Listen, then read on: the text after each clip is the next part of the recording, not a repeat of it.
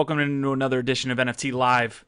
We're getting after it today on the channel. Hopefully you are enjoying yourself on this Tuesday. We got a lot of good things going on. We got KGP NFT on the channel. They're bringing world-renowned artists on both and a lot of great projects into the blockchain world, specifically artists. They're taking them beyond museums, beyond galleries. They're bringing in a lot of awesome artists into the space. We're excited to get going, man. We're excited to have this interview. Gabe is here. Marshall is here from the team, and we're going to have ourselves an awesome episode. I tried to add a little bit of their flavor on the episode. I got mixed up from the director standpoint, so just stay with me, guys. Just stay with me. What's going on, Tim? Yeah, it's all good, man. It was definitely a different vibe from the music. I liked it though. It definitely, I think, fit what we're about to introduce here to you guys. Definitely excited to have them on, and something different, something out of ordinary that we normally introduce to you guys. So definitely looking forward to the interview, man. Absolutely, man. So what else is going on in the NFT space with you, bro? Did you do any investing? Did you do any researching? Is anything tickling your fancy, if you will, for this past week? I think, yeah, a few things I'm into here. We're gonna get into later on this episode, especially investing, maybe selling some bags. Getting in front of getting front running some of the sales. But and there'll be some other news. Obviously the big weekend, Super Bowl, and we had Valentine's Day yesterday. So I know we got a couple. Excuse me.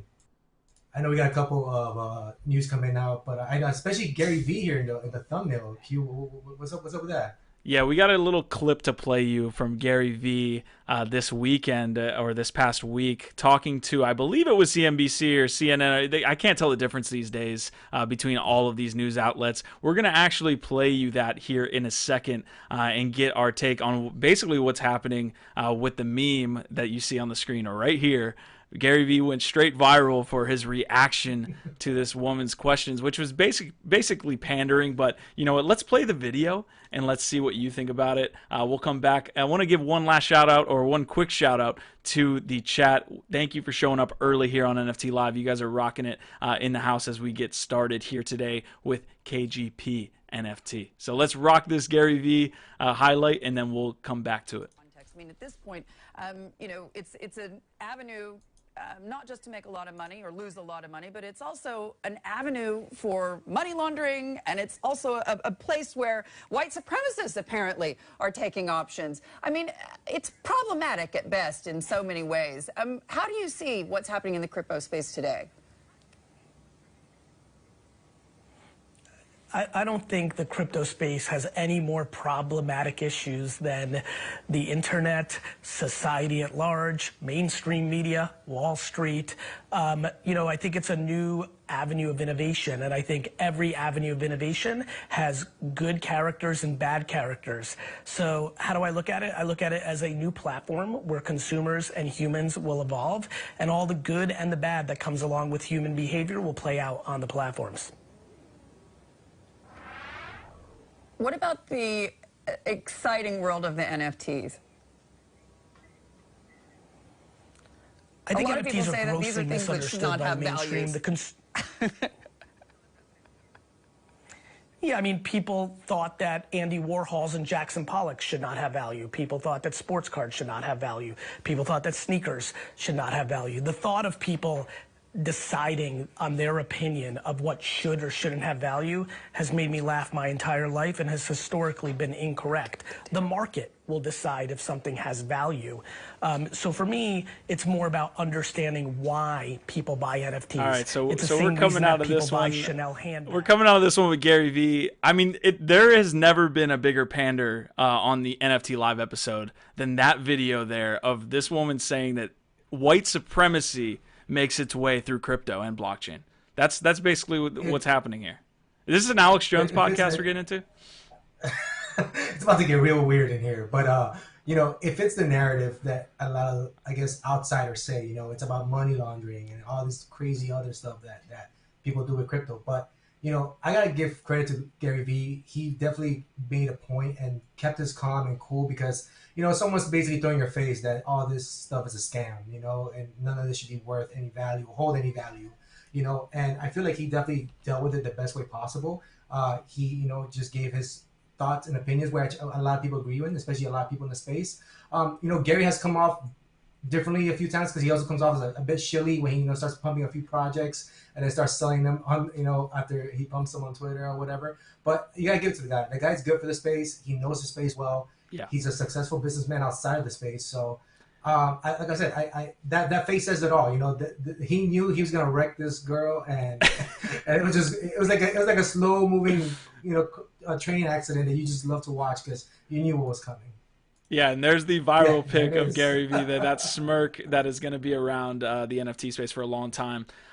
Listen, I mean, that's what mainstream media thinks about crypto still to this day. So you are early. If you are listening at home right now and are interested, you are super early in the space because there are still people that believe the things that she was saying. I don't know if she even believed it. She like, it almost seemed like she was reading off a prompter, of course, but it seemed like she already knew that this was kind of a fool's question. So anyways, we will move on here. We almost are at the interview here. We have Chris Gray's project, KGP NFT in here. I'm going to say that 5 times over before we pull them up here. But I have one last piece here from like a network update here.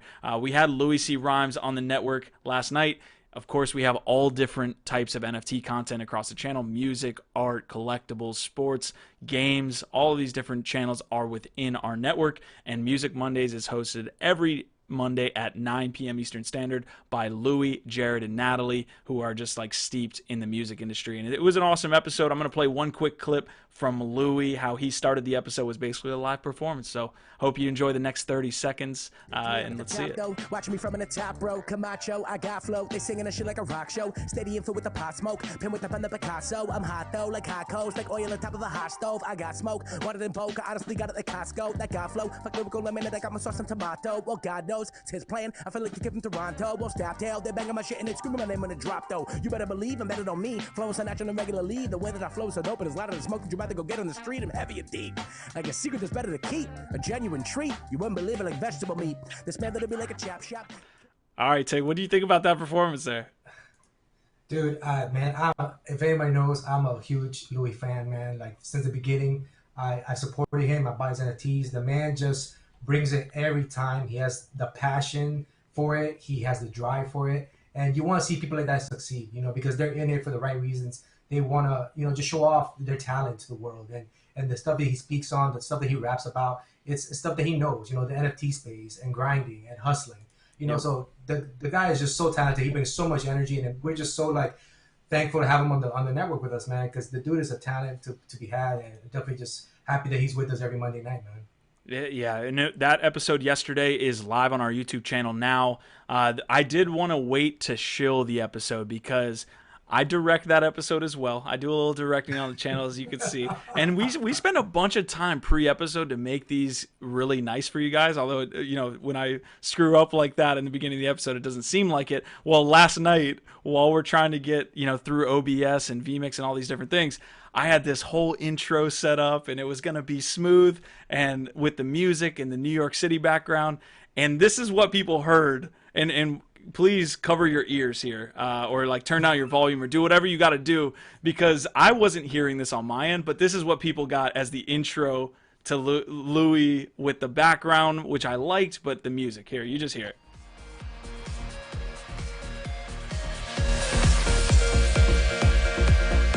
It was just a blare of this music as we introed Louis C. Rhymes. So it's now edited. It's not there anymore. It's in the ether. But yeah, Louis, you're doing a great job, man. I'll do better on the directing side. And without further ado, let's bring the Chris Gray's project in. We are going to talk all things NFT art. Please leave a like. Please leave a subscribe. Tig, you want to hit him with the CTA there as we kind of roll into this episode and then play a highlight? For sure. Appreciate you guys hanging out with us. If you like what you see, you like what you hear, the talents we have in this network, please subscribe, like our videos. Check us out. We have a show every Monday night. Every Tuesday, we're live. We have Wednesday and Thursday, the NFT podcast. Then we're back NFT Live on Friday. We have NFT Art Now. We have Art Now on Saturdays, and we wrap it all up with Fun Uncle on Sundays. So we got a plethora of stuff for everyone. Whatever you're into, gaming, DeFi, music, art, we got it all. So definitely check us out, subscribe, hit a like button, and we definitely appreciate you guys, man. All right. We'll go into KGP NFT here. We will play a quick highlight, a little bit about the platform, of course, that you'll see in this video, and then we'll bring Marshall and Gabe in and have a great talk. Let's roll.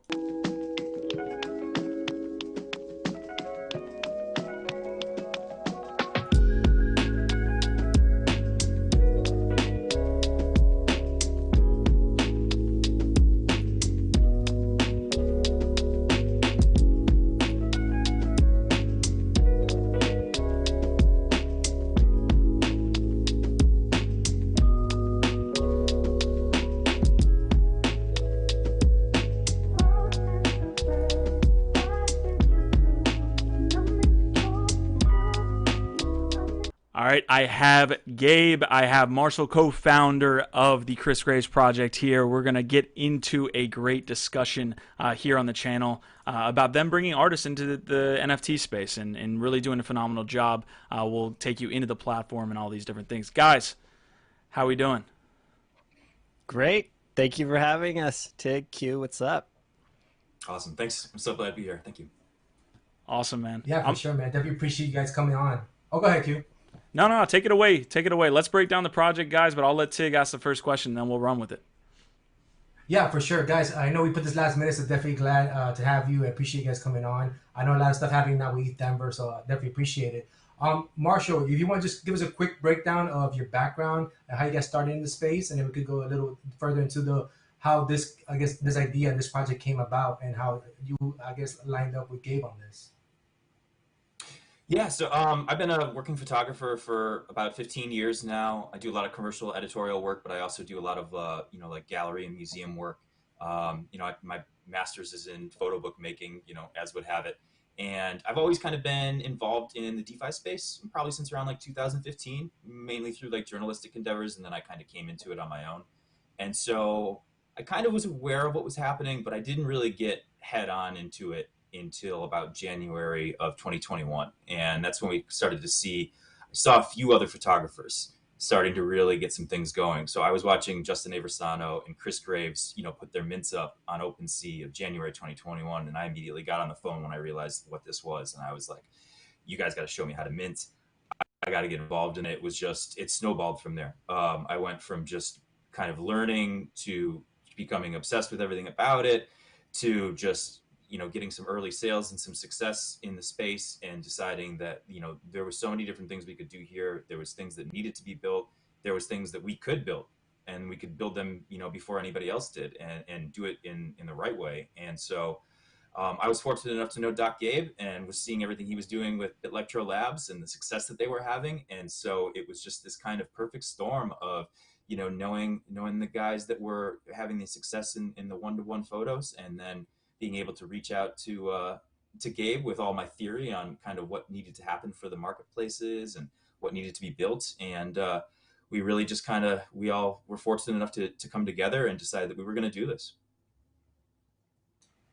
Awesome. So I know maybe this is a question more for Gabe on his side of things. So I know, so these are full-on web edition books, right? So each one has a different rarity and look to it, right? So if you want to touch on that, maybe go a little deeper on how you guys kind of work this out and all the different tiers or levels that each one has. Yeah, so that's sort of the secret sauce and novelty of this whole project, right? Marshall came from obviously, journalism and fine art photography, and he's got a wonderful pedigree, as does Chris Graves. Check him out.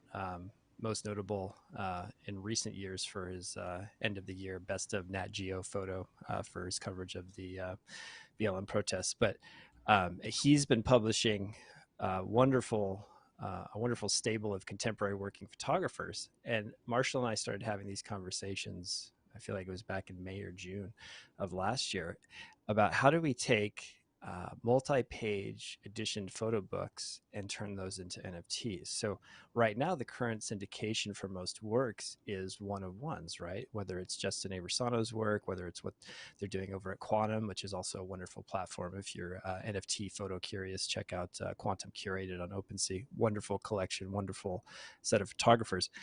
But we thought, well, there's this wonderful published collection of photo books in KGP or KG projects, KRISGravesProjects.com.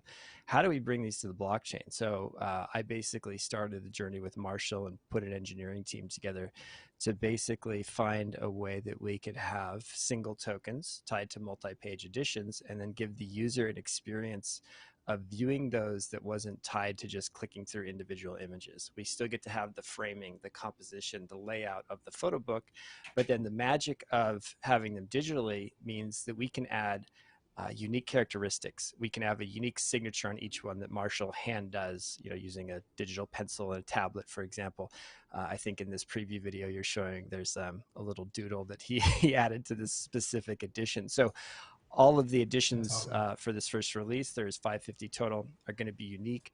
And then there's a lot of photos that didn't get included in the published photo book. So I have a copy of that print. I should have left it here beside me for this interview. But for every photo you see in this book, Marshall probably took 10 others that ended up on the cutting room floor, metaphorically speaking. Well, a lot of those works are still great and tell an enhanced story and add to the narrative of what he was doing with this Morningstar book. But we don't typically get to see those because you can't produce a photo book with a one-of-one edition appended at the end, right? You need to give the final print-ready digital files to the printer, and you get multiples of the same book. I know this from publishing digital music with my existing project.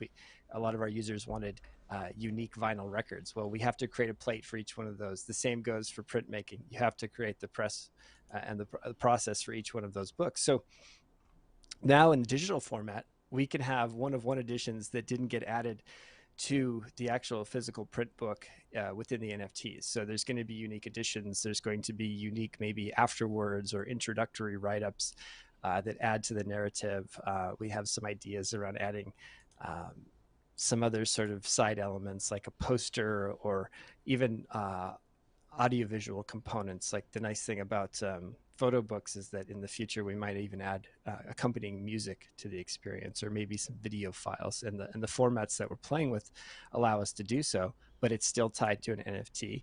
It's still referenced in the metadata, and it's still queryable on OpenSea. But then by clicking our site and what will eventually become a mobile app as well, primarily designed for tablet use, you'll be able to browse through this unique photo book and experience it in a way that's typical to photo books, i.e. something in your hands that might live on a shelf or on a coffee table that you share with your friends, becomes this neat experience, but now digitally.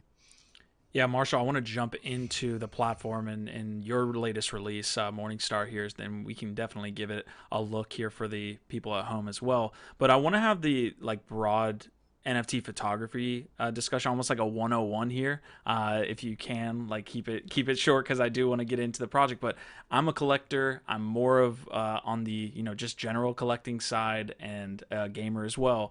I don't know much about NFT photography. I don't know much about that scene. What does that scene look like now, and what do the implementation of NFTs do for photographers in that specific sense? Sure. Well, the space has been, for photographers, it's been crazy. I think that we've had one of the easiest transitions from what we consider to be the blue chip space or the traditional space into the NFT scene, and we've seen that with some of these top collections. You look to Eversano, you look to Drift, you look to KRIS himself. When you actually kind of dig deep and see what these people have done with their one-to-one photographs, which just simply means an individual image. When you buy a one-to-one photograph NFT, it means it's an image that's tied to a token that's just simple, and that's been incredible for photographers. It's elevated a ton of us to a really crazy place, and we started to see curated platforms come out like Quantum Fellowship. But with all the attention that photography is getting, and with how well it is doing in the NFT space, we are still kind of dictated by the terms of the marketplaces, which are, basically set up to sell these one-to-one images. And that's great for people that have the ability to come in at the price points and the valuations that these photographers deserve, but not everybody can necessarily come in at those entry points. And also, we don't really have these elegant ways of viewing the bodies of work as a whole, because when photographers make, series or books, they have multiple images together that are meant to be viewed in a certain order and meant to be viewed as an experience. So we saw this as an opportunity to not only kind of meet the demand of, you know, how well the photography space is doing with NFTs, but to also introduce this new way for, you know, not only patrons and collectors to find the work and engage with it as a whole, but to come in at an entry point that was more accessible and to give the artists the ability to kind of tell their entire story to find their audience. You know, as more and more people come to the space, it'll be harder to kind of get on these platforms where you can like tell your story, you know, and find your audience as more and more people come in. So we needed to build something that let them put that all together into a package so that they could find and reach their audience. Really cool stuff. As far as, you know, obviously this is the first collab you guys are putting out here. What are the future plans for once mint? I know you mentioned, to us earlier before the show came on, certain things you guys have planned for future holders of the actual web books.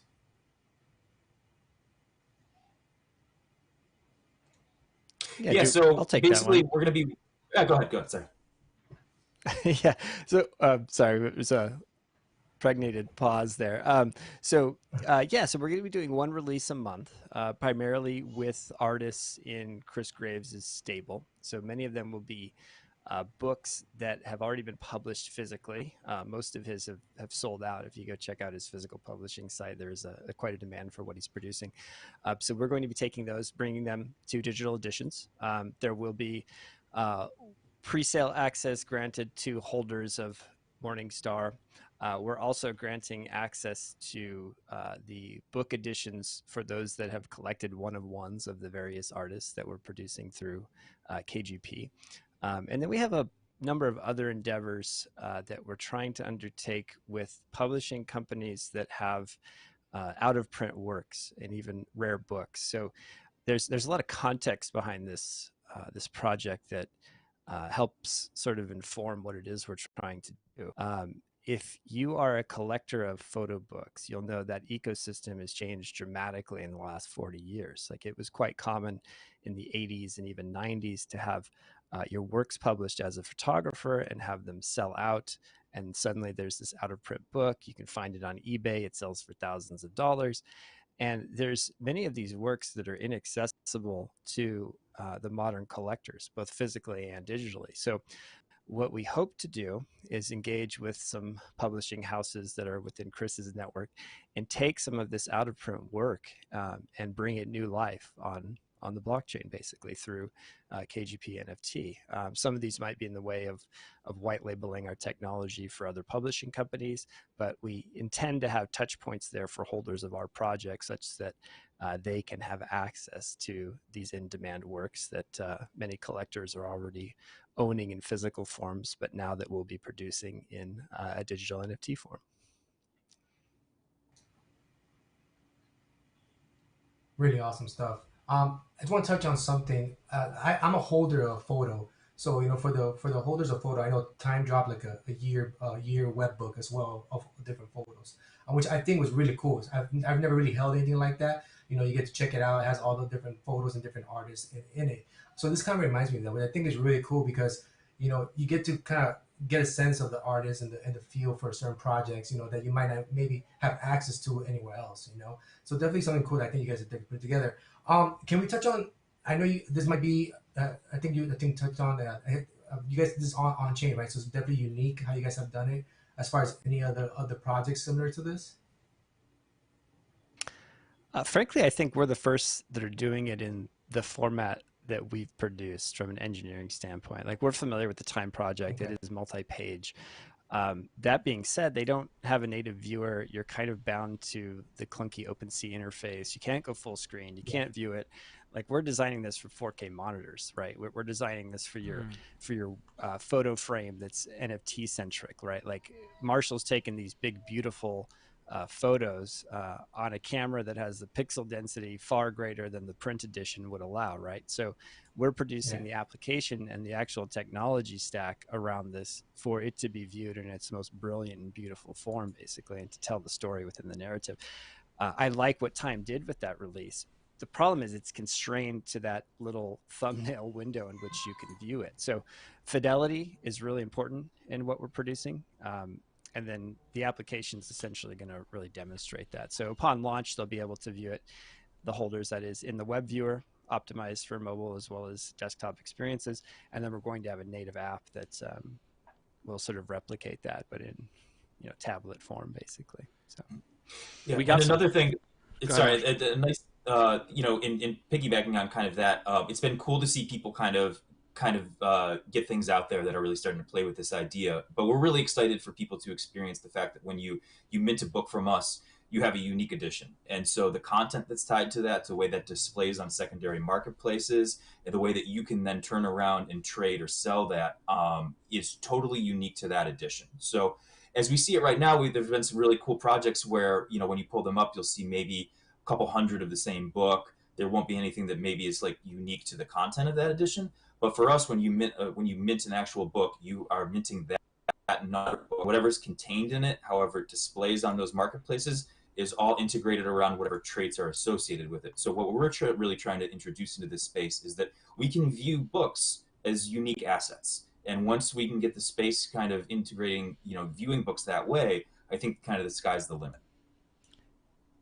Yeah, I want to talk about this drop here, Morningstar. So we kind of laid the foundation of what NFTs can provide for photos, for NFTs, for books, like you just laid out. And you guys are kind of using one of your own drops right here, Morningstar, by yourself, as maybe a test on this new kind of platform that you guys are launching. How does this work from a user perspective? How does this work from maybe a potential artist or potential photographer that wants to get involved? How does this all kind of work, as we will show as you kind of break it down? Yeah, so essentially, from the artist perspective, the reason that I, let off, and KRIS is going to be our second title, is that what we needed to do out the gate was we said it's not just enough for us to say, hey, we're going to make 550 tokenized editions. They'll be hand signed and numbered. That's a good start, because we're actually doing what we're set out to do. But we need to go further than that. And so that's why we started, and we said, hey, how can we kind of show the space that we're thinking of this in terms of the long haul, as far as how can we not only just take what was a book, but how can we elevate that and say, if the sky was the limit, you could do anything you wanted to, what would you do? And so we started with Morningstar because I had just edited the physical book last June. And so I realized, I had all these extra essays. I had alternate images that were lost on the cutting room floor. I had all this extra content associated with the making of the book, the 7-year process of shooting the book. And what I realized was like, okay, let's introduce some ideas that kind of come from the PFP space into this. If I look at it as like, I'm an artist, I have all these assets that I care about, that I want people to see, that were lost on the cutting room floor because of production. But now that I'm unbound from that physically, I can bring all this stuff back into what the book is. And so our idea is always to be that, moving forward, each and every release that we have, we want to challenge, a new idea. We want to pose, a new idea for artists, where it's like, hey, if you do a book with us, you could integrate one-of-ones into it. You could integrate motion or music or time. So the idea is not only just getting out in front and saying, hey, we've really made unique edition books, but also we have all these crazy ideas that we've seen things in the space that have had success or have excited people, and we want to bring that into the user's experience. And Gabe can speak a little bit more to how that goes on the other end. Yeah. In terms of the technology, there's quite a bit going on. I mean, essentially, we've found a way to take multi-page formats and then link that to metadata specifically. Yeah, but I don't want to say the sky is the limit, but in terms of onboarding additional artists, part of our model is white labeling technology for other brands to utilize. KGP is focused on curated stuff within KRIS's existing stable and network of photographers that he works with. But that doesn't mean other photographers won't have access to this. We've basically built it in a way where we can leverage this technology for other brands, individuals, whomever, if they're looking to engage with us and need a way to syndicate multi-page content. And the same goes for non-photographers, right? So what we're building isn't necessarily bound to strictly photography. That this could be a book of paintings, a book of prints, or a book of even text, if it was desired, right? I know there are some NFT book projects out there, but I think we've built the most robust system thus far for actually viewing and utilizing the content.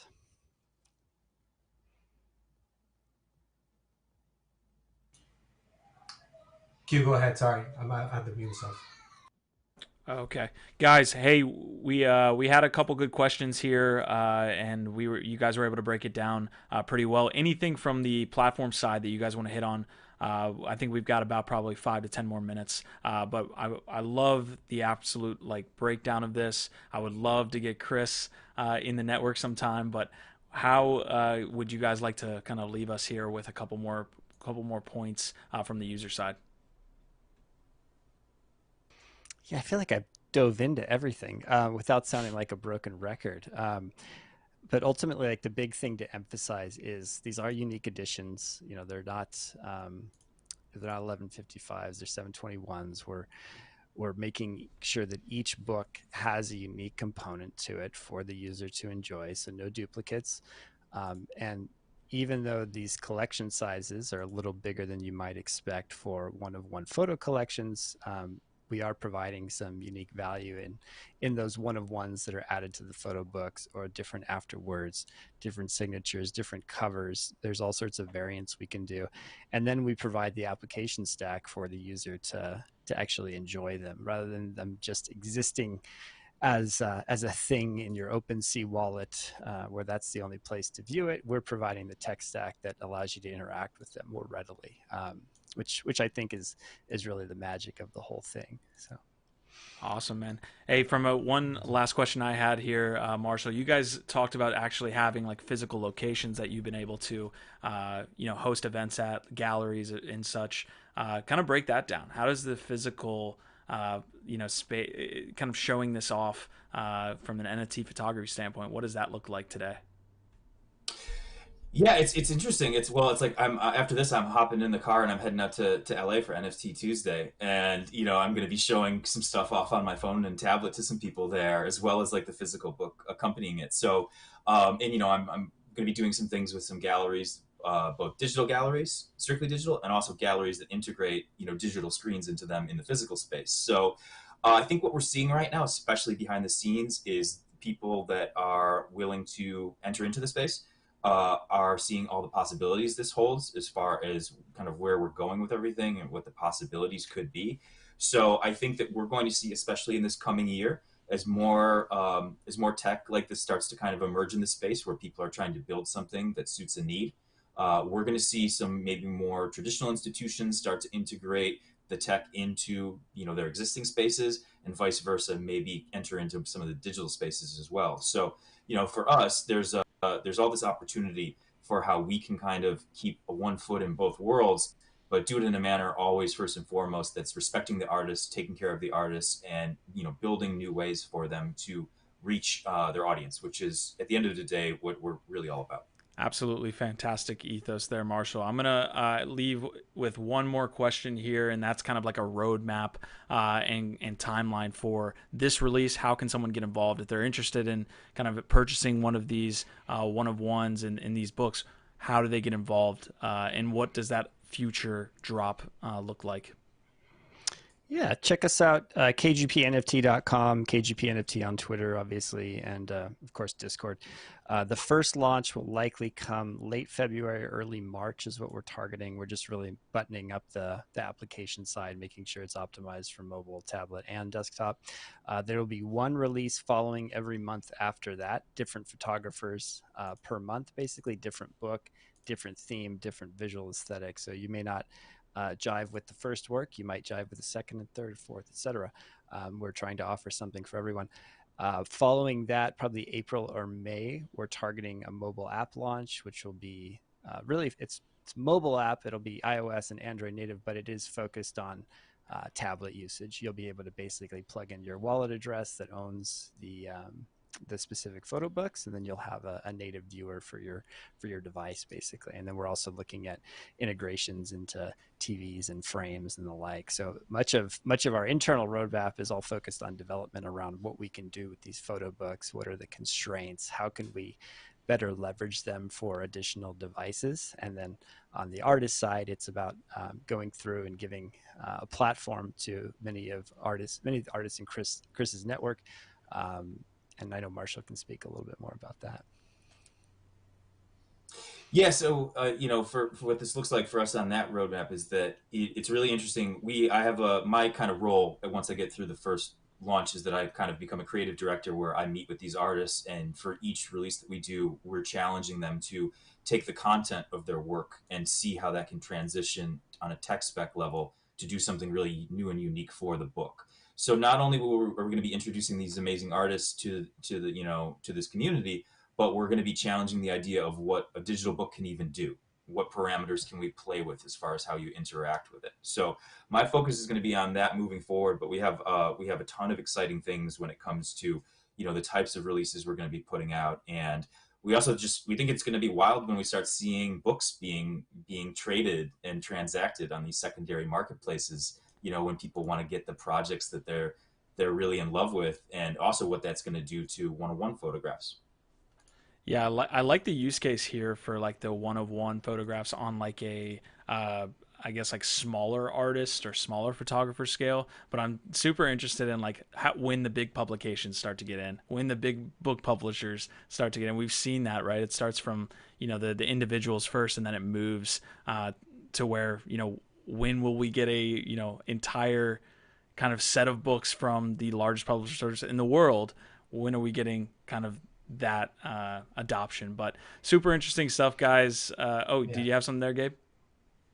That's it. Yeah, no, I mean, that's the target, right? We're doing these specific releases with KRIS and his existing stable, but the bigger value prop is also getting Taschen on board, Phaedon, getting the Guggenheim, MoMA, and frankly, the photographers that we're working with have these inroads, and I think what we bring to the table is the engineering acumen. Specifically on my side, I'm basically facilitating that for KRIS and Marshall over here. But if you're a publishing company doing books and using Web 2 style syndication, or maybe just using other third-party companies for fulfillment, nothing about software engineering. This is some real value we can provide to these larger brands that don't know where to start when it comes to engineering an application for syndicating their books digitally, for example, outside of just launching PDFs. So we can actually make these brands Web3 natives with the technology that we're building for KGP NFT. When do you expect to start having those discussions with these big publishing companies, Gabe? Or are you already having them? Next month. I mean, KRIS and I talk internally right now. He's got his short list, basically. We're basically going to run through one successful launch and say, hey, look, this is this book. It sold out real fast. There was only 550 editions. The demand far exceeded the supply that we had.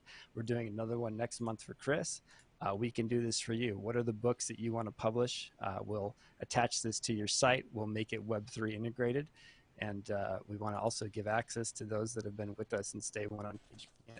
So that as soon as possible. And we have a lot of internal discussions around that. But that's the play. That's the strategy.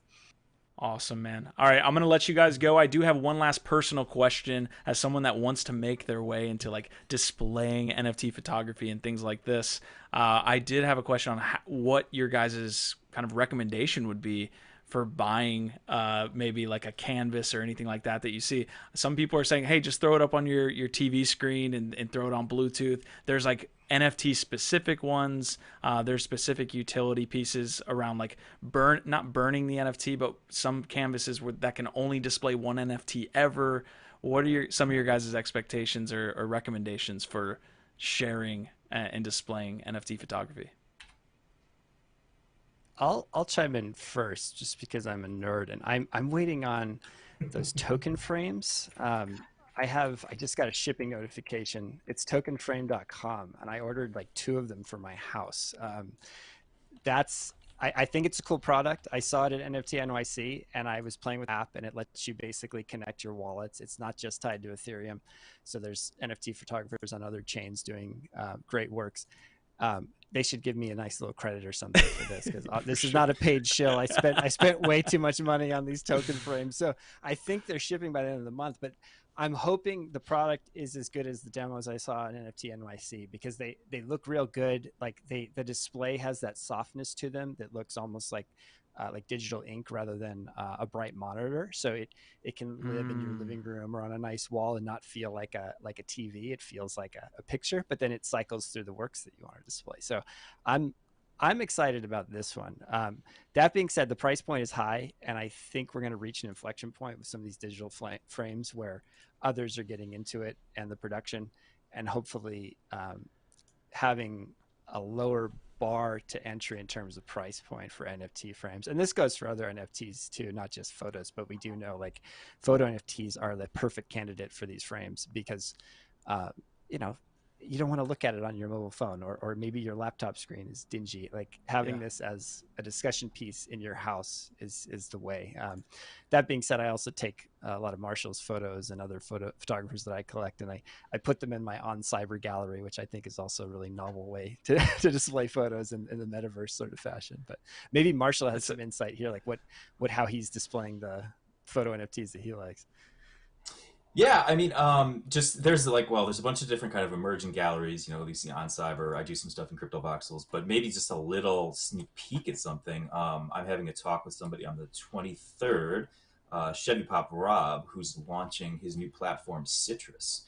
It is all about the curation and displaying of your one-to-one photographs. So I would maybe check that out. I know they're literally about to launch, and he's somebody that's very much ingrained in the photo community, so I would assume that they're doing some pretty cool stuff with how they're building around the curation and viewing and display.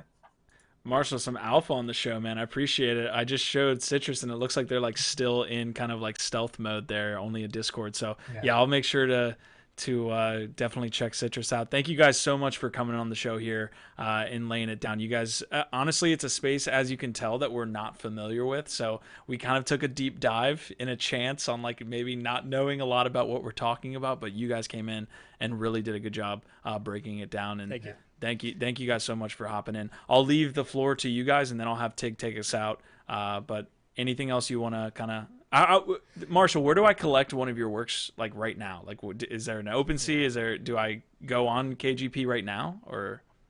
Yeah, if you go to my Twitter, my handle is @fu64, or my name in. You'll see a link to my OpenSea collection. Right now, I'm just focusing on one-to-ones from Morningstar, which I've been very, very fortunate. I think halfway sold out, if not more, right now. So, and like Gabe was saying, we have a cool function where anybody that's a one-to-one holder of one of those images is definitely going to be receiving a copy of Morningstar, the book, when we launch. So check that out if you're interested. And thank you. Amazing. Awesome. Yeah. Marshall, man, the photos look awesome. Gabe, the platform looks awesome. And I feel like you guys collabing together, creating this new thing is really going to be exciting. I like there's a low mint size. So, you know, it still feels very rare in its traits and all that stuff. So definitely excited for it. Appreciate you guys coming through and explaining this for us who might not be so familiar with the photography space, but definitely I know as a collector, we've seen the hype building up. We know it might be, a lot of people are saying music and photography are going to be the next wave of kind of big things in the NFT space. So definitely appreciate you guys coming through and walking us through this, and definitely look forward for launch, man. Definitely excited for it. Thank you for having us, and we appreciate the time. Thank you guys so much. Really appreciate it. Thanks, guys. Appreciate it. All right. Another one in the books. Thank you guys so much. Again, we showed it time and time again, the platform there, Chris Graves Project, KGP, NFT.com. You guys can check it out. Thank you so much, team, for coming through. Did a fantastic job there. Dude, listen, I wasn't prepared to I guess for this interview, because I mean, we got into the weeds, and I found myself just like, wow, I really have not dove into the world of NFT photography.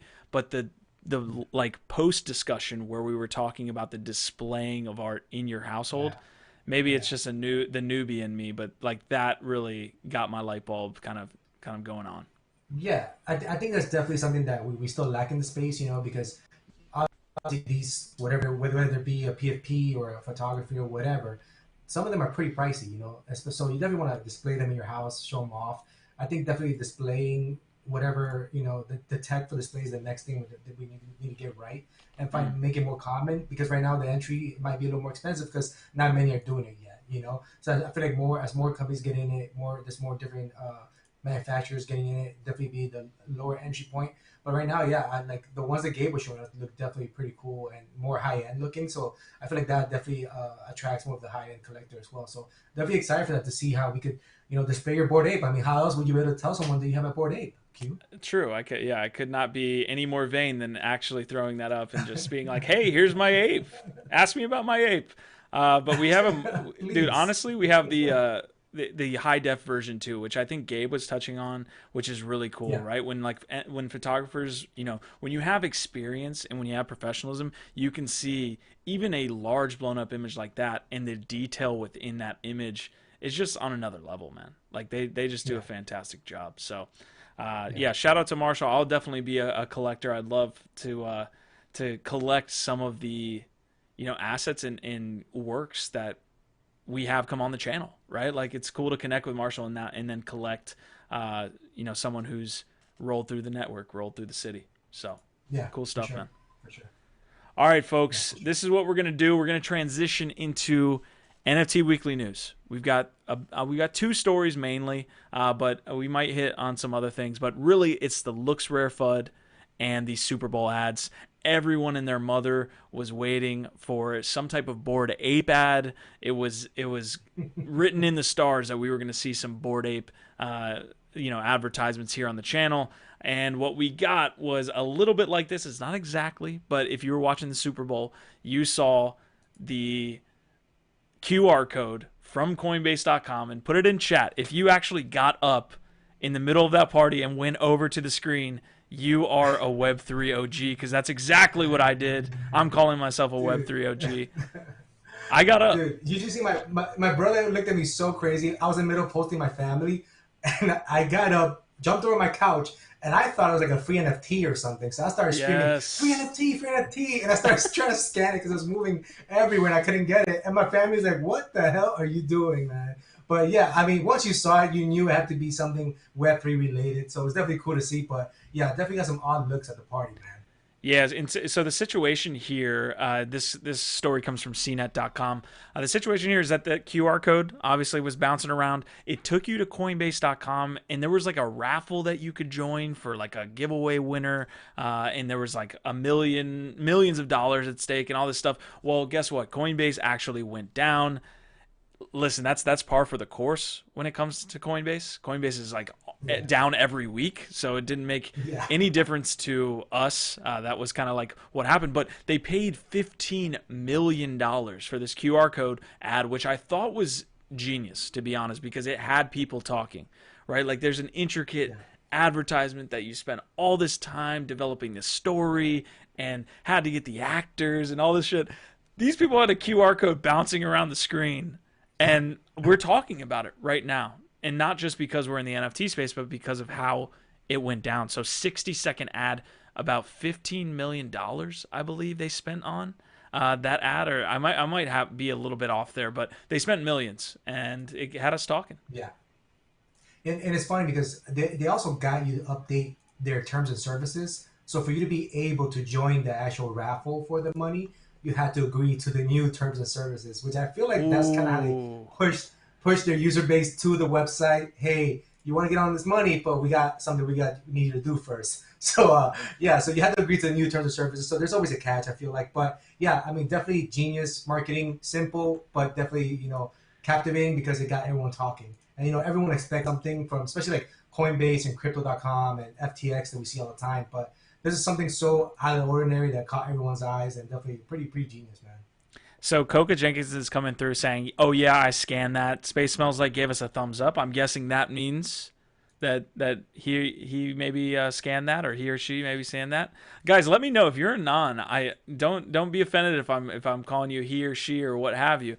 I don't know. So if you want to let me know, I can hit you up with the right gender here. And if you're, I'm not even getting down that rabbit hole. But anyways, we had one more advertisement come through, actually. It was eToro. So you mentioned FTX. They did a crypto ad, of course. But eToro came through. And this was a scenario that wasn't what everyone was expecting or hoping, at least from the Bored Ape community. But we did see a Bored Ape. We got a little Bored Ape right here. and I'm gonna show you the actual asset. So I don't know how they decided this was the Bored Ape, but it was Bored Ape 6189 that ended up being on an advertisement for eToro. So technically, the Bored Apes did get a little bit of screen time here, but this happened in like 0.5 seconds. No one actually saw it, to be honest. Like, I had to look on the replay, and I had missed it like 3 times. Yeah, I don't know. I think the apes are just grasping for straws here because it was a bit of a letdown night for y'all. But it was definitely cool to see. It's funny because after the Super Bowl, everyone was hyped up about it. The commercial didn't come, the mention didn't come, no Bored Apes, no cool cats, nothing. And a lot of people were pretty let down. It's funny to go on Twitter and see all the reactions because I feel like the Bored Apes were the most let down by it, and it was just a sad scene for a lot of them. But I get it. I mean, you guys still hold. At the end of the day, you guys are still holding Bored Apes, so you guys are still up big. So definitely don't feel too bad for you guys. Yeah, I appreciate that take. I get the sense that you're just like flaming me for owning the Bored Ape a lot, which I'm okay with. Of course not. Of course not. So here's a story from Bazinga.com. Did you catch a glimpse of the Bored Ape Yacht Club NFT during the Super Bowl? So 2 questions here. Who actually voted that this was going to, or voted or made a bet that this was going to happen? If you did, and you said somebody like, was it who was actually upset and said that they had like inside knowledge that this was going to happen? And if you bet that the fact that the Bored Ape was going to announce their token on the Super Bowl ad, you're drinking too much Kool-Aid, bro. I mean, the betting lines were definitely favored. They were heavily betted as that they were going to show up. So everyone kind of were betting on that they were going to show up somehow, some way. So then after it didn't happen, obviously it was a big letdown. And Tropo Farmer on Twitter was Tropo. Like, it sucks. Yeah, and then people were like, flaming him and just giving him shit about it. And then he was like, his response was like, well, I happen to know more things than a lot of you, a lot of inside stuff and all this BS, but I don't know. It's I feel like it was hyped up way too much, and eventually it didn't happen. But I mean, eToro shouted them out, so I guess it kind of worked out somehow. All right, we're playing the actual video here. I'm sure our YouTube will get like completely shadow banned for doing this. Tell me if you can catch this. I mean, this happens in like a half second that you can't even really see what's going on. Oh, the little Shiba Inu shout out too. eToro is kind of knowing what they're doing here. Oh, there he is. Look, boom, he's gone. Yeah, you see it. Yeah, now that you know where it's at, it definitely stands out. By the way, the guy's name is Ape John. Come on. His handle is Ape John. Listen, eToro, I'll give you some credit here. You did have, I mean, they added the little Shiba, they put a little Ape John, and then they tweeted about it afterwards. So we're here. Ape. They tagged Ape. That's amazing. Real quick, I'm gonna bounce back to this other piece that we were talking about, the bouncing QR code. Some of these tweets are amazing, dude. Twitter being free is just like the best thing of all time.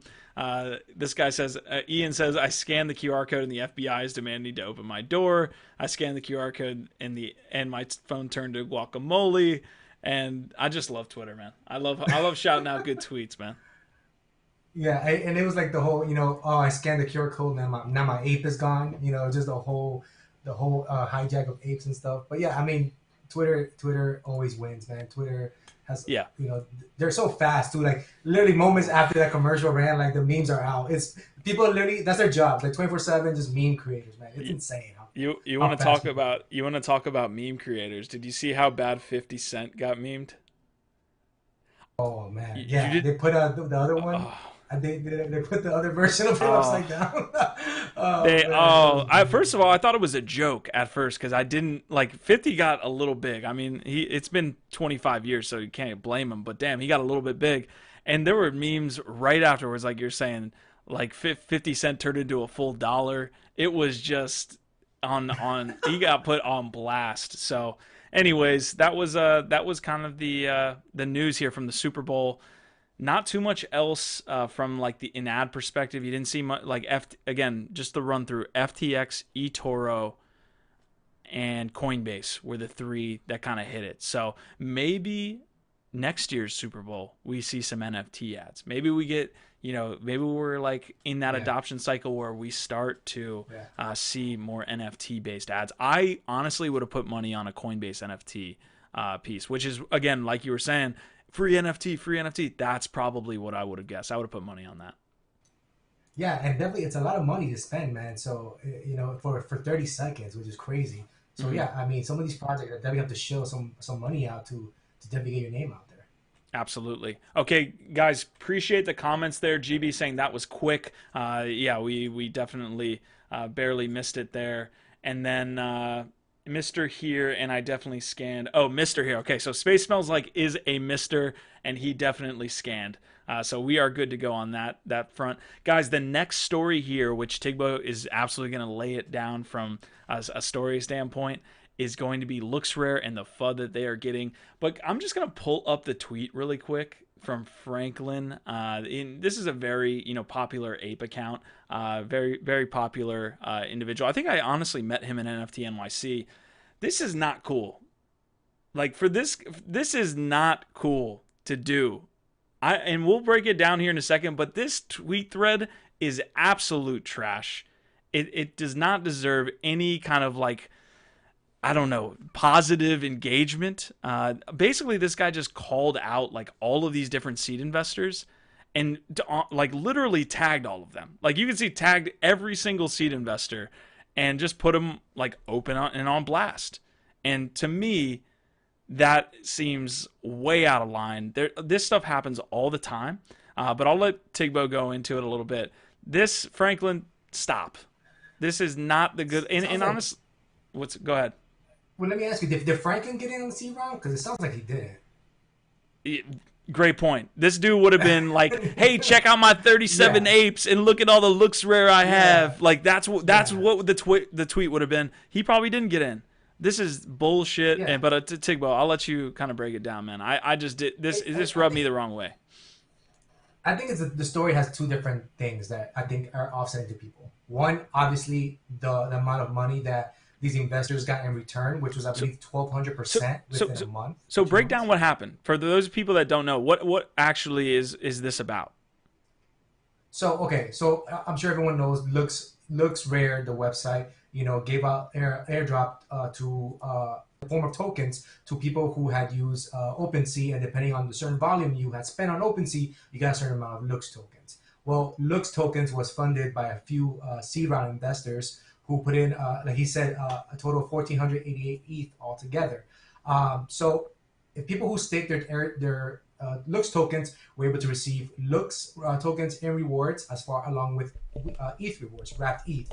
So what that happens is now, a month later, after the happening of the rewards, the seed investors, along with the team, are actually getting paid out their initial returns.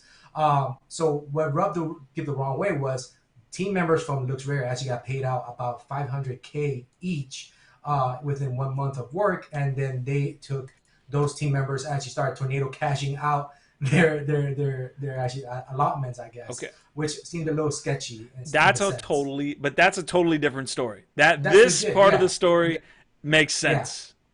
Yeah. So that makes sense. Which then people ask, why tornado cash, you know, your money out? And then a rep from, I guess, LooksRare was saying, this is in regards to safety and privacy of our employees. You know, so whatever. That's understandable. What happened with the FUD is the amount of money that the seed investors got paid out, because eventually, you know, Kobe got on and started just flooding it, of course, because they're saying this website was just created as a big Ponzi-nomics kind of form, and then was just used to wash trade a bunch of, you know, amongst a bunch of whales, and that's how they got all these fees in return as well. It looks weird. I mean, the investment return is understandable because we're in the space that we are. So 1,200% returns are, you know, not uncommon. But I guess a lot of people just see it as kind of almost ridiculous in the amount of money they made within, I think it was like 6 weeks or something. Which is usually, you see me, I look at my comment right there. I go, hey, you want to come on LADZ City and discuss it, you know, clear the FUD, you know, because just, you know, a lot of the pushback was, hey, we're not going anywhere. Our employees tornado cash their money just for safety. We're here to build, and we're here to build on Looks and LooksRare, the website. So yeah, it's like I said, it's a little tale of both things. But, you know, I get it sounds, frankly, honestly, just sounds like a bit of hating on him. hating on the investors because I mean they made out big. You know, I'm not gonna lie to you. I think the max you could invest it was 37.5 ETH, and in return they were getting about 1,200 something back in their return of their initial investment. Mm-hmm.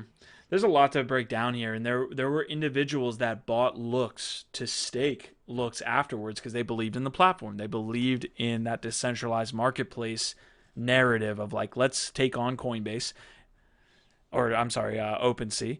And then you have a situation like this. That's why it's important that we bring you the info, right? Because if you're buying into Looks token and not just receiving your airdrop, then you're probably, you know, if they're cashing out Looks token, they're dumping on your ass. So that's why it's important to kind of talk about it.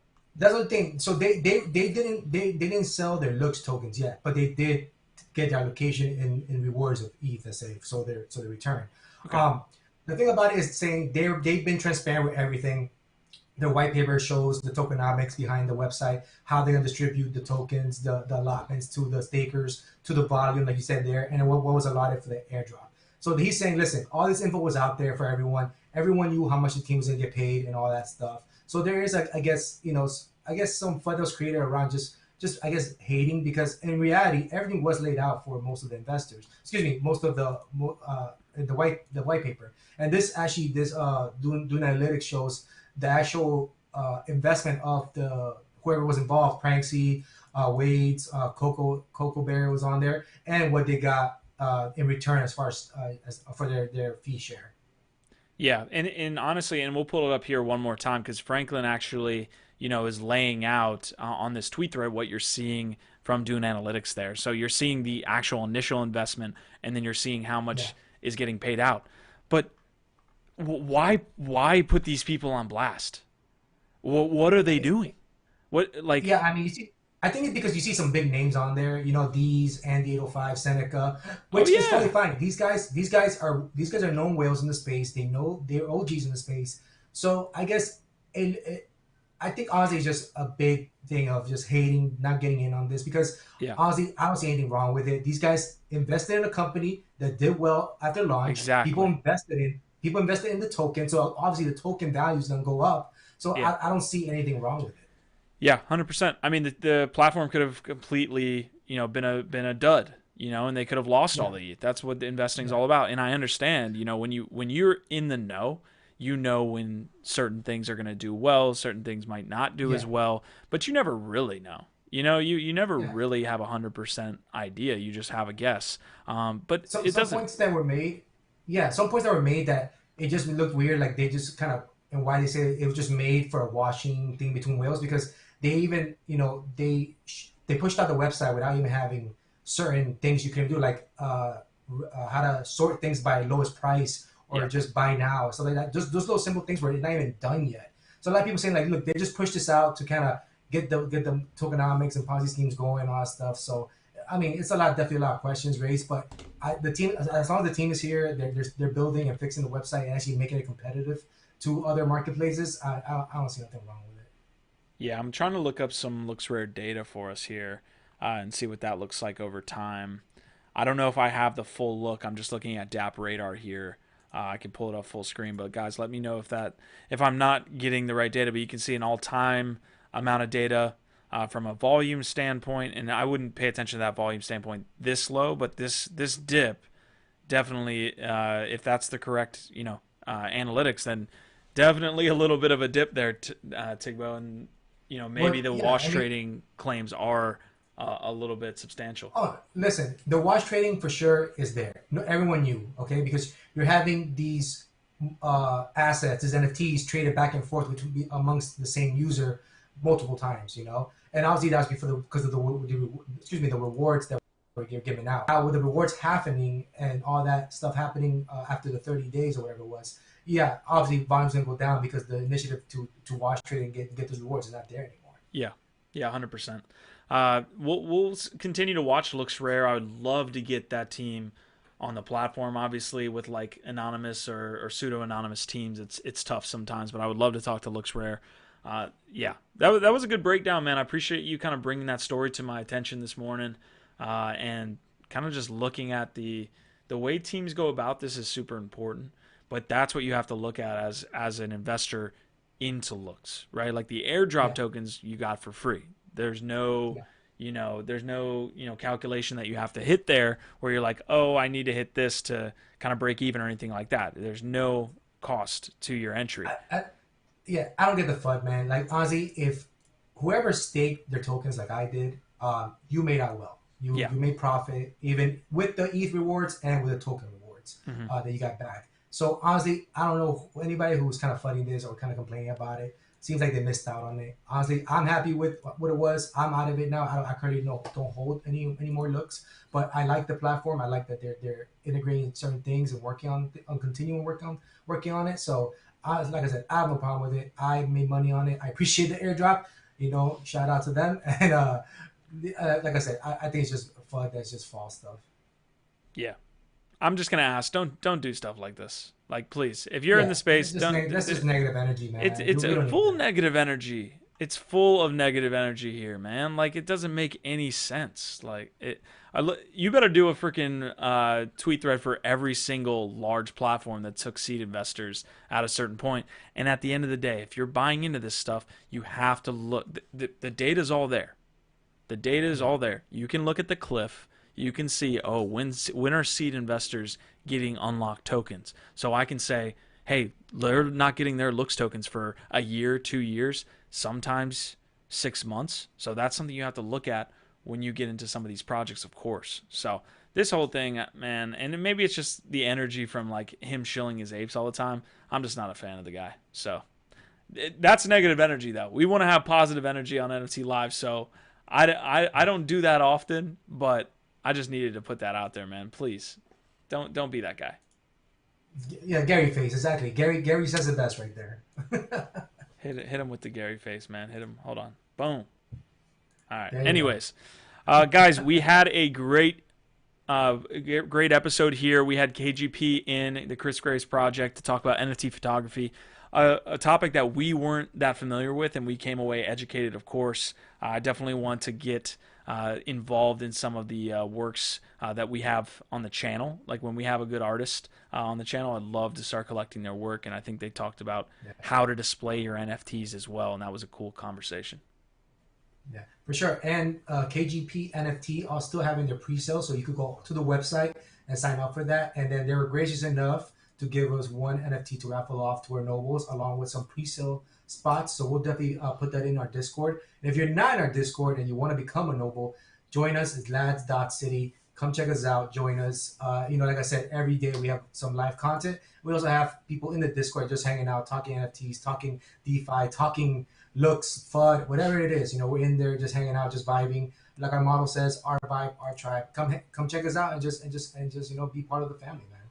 All right, folks, that was a great outro, so I'm going to just leave on that, man. Our vibe, our tribe, thank you so much for tuning in to today's NFT Live episode. We'll be back this week. We've got Nifty Q shows. We've got Art Start Nows. We've got more NFT Lives. We're just bringing you the NFT content. So thank you so much for tuning in today. We appreciate the community that sticks by us, and we'll see you guys next week. Thank you guys so much.